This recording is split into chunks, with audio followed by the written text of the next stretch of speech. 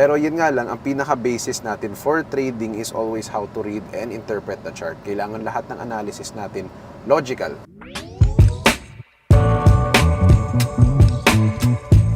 Hi guys, Mr. X here. So, kakarating lang namin ni Coach V, yung isa sa mga coaches ng TMT Premium. Kakarating lang namin sa Cafe Italia. Ngayon, si Coach V, meron siyang ipapakita ngayon bago kami pumasok. So guys, ready na ba kayo? Tara, let's go! Tara, let's go!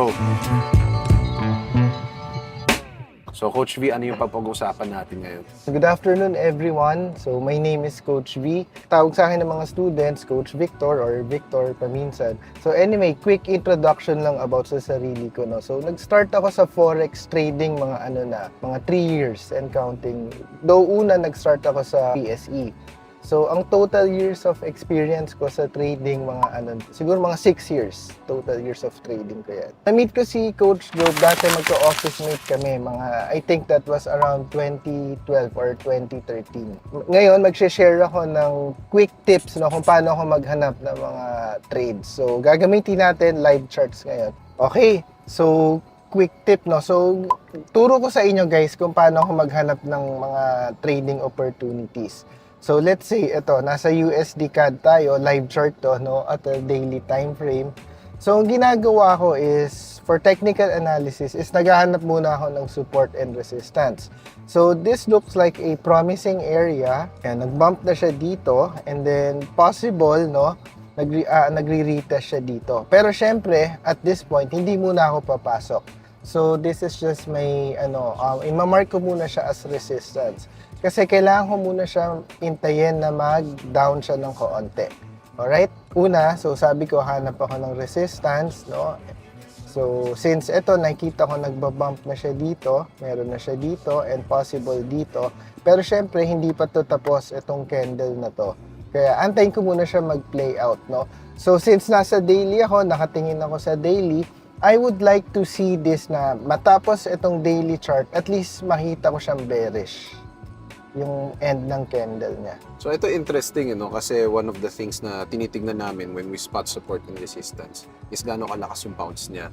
So nakita mo yung ginawa ni Coach V dito, pinili niya yung resistance na alam niya yung touch niya. Hindi lang pitik lang, sobrang lakas yung pag-bounce. Kaya matulis yung mga points na to. Oo. Yan. Yes, so kapag correct. matulis, alam natin malakas na resistance yan. So another tip guys, no. So since nasa siya, resistance area, and then right now nakikita ko may bullish candle sa daily, no. So medyo muna ako, observe and wait, no. So like I've said kanina, no, bago ko siya magiging interested akong to enter this trade if the next day is, or I mean, etong day na to, matapos siya on a bearish candle or red candle. So guys, by the way, no, so ganito pala yung style ko kung maghahanap lang ako ng mga quick trades, no. So let's say mga ilang pips lang to, siguro mga 30 to 40 pips or 50 pips, pinaka-max na yon. Yan. So guys, no, so nasa daily tayo ngayon. Ngayon, since syempre hindi pa ako papasok, no, so kailangan ko rin siya ibangga sa lower time frame, no. So kung nasa daily ako right now, pupunta ako next sa 1 hour. So yon. Okay. So nakikita ko siya, no. Obvious na uptrend siya. Uptrend siya dito, and then somehow, no, yung momentum niya is nagso-slow down or tumitig, or medyo nagso-slow down yung momentum niya to the upside.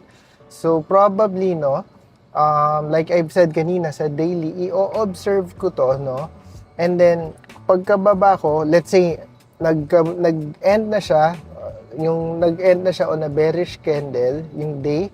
So the following day, pupunta ako dito sa daily, and then kung nakita ko pa siya sa 1 hour na may bearish siya, na pababa siya, kunyari, let's say gumanyan siya, bumaba pa siya. Okay, nakakita ako ng bearish momentum sa 1 hour. So, ang next ko na lang gagawin is magse-set na lang ako maghanap na lang ako ng confirmation candle na pwede kong ibangga sa 1 hour. Then that is the time na mag-execute na ako ng trade. Kasi kaya ako tumingin sa lower time frame, no, it's because quick trade lang ang ginagawa ko. Okay, ganun lang. So pwedeng kunyari bearish candle sa D1, sa H1 most likely ang nangyari Bearish na rin may yan. bearish na structure baka katulad ng yung downtrend. And then, Maganda yan, no? oo, and then after that, sa 1 hour, kung may confirmation candle, then doon ako papasok. Kasi yung daily ko, tsaka yung 1 hour ko, parehas na sila. Mm. Nag-a-align na. Yan. So, yung kagandahan nito guys, is meron ka ng parang direksyon pagdating sa daily time frame. And then yung mangyari, pwede ka mag-diskarte ng timing kapag bumaba ka. Tama. Kasi kapag nag-diskarte ka ng timing sa daily, either sobrang matatagalan ka mag-antay, or yung mangyari dyan is magiging sobrang laki yung risk management. Unlike kapag kunyari nasa H1 i-diskarte mo. Yes. Next tip is, so kung saan ako nagtitake profit. So usually, ito, sa 1 hour ulit, no? Ayan, may dito, support area, no? So most likely, dahil quick trade lang to guys, no? Most probably, before dumating tong area na to, no? Siguro mga banda dito, ayan, magtitipi na ako. It's because ayoko na ma-caught up sa traffic ng nasa support area. Tsaka mas safe din to kasi kapag sinagad mo, baka bago dumating siya sa sagad na level, umakyat siya bigla. Yes, yung mga bounce na tinatawag minsan, nangyayari yan. So, Ayan. isa din yan sa mga pwede natin i-take note, no, na hindi mo kailangan talaga isagad all the way up until yung wick. Kasi madaming din nagtatanong Coach, yung TP, hanggang sa wick ba? Ako very flexible ako pagdating sa TP, yung like yung ginagawa natin, no? Dito niya nilagay. Kasi, kapag sinagad mo sa wick, most likely, there's a chance na mamimiss yung TP mo and then nag-reversal. So at least to be safe, may nakuha ka na. So siguro yung lesson dyan is huwag masyadong greedy. Oo. Yan, masyadong greedy. Kumbaga, mas okay na safe din, Oo, di ba? flexible dyan sa Yes. TP. Another tip, no? So, sa paghanap ng confirmation candle. So, nandito na tayo sa resistance area. And then, kung bumababa siya, ang gusto kong makita next is shooting star. Yan, favorite ko yan. Madalas ko ginagamit yan, especially pag nasa resistance level. Ayan. So, pagka meron ng shooting star, I won't hesitate. Papasok na ako kaagad sa trade. I-sell order ko na to. Okay guys, so ito, as you can see, no, paminsan may makakita kang iba't ibang variations kung paano kami magte-trade. Pero ganyan talaga.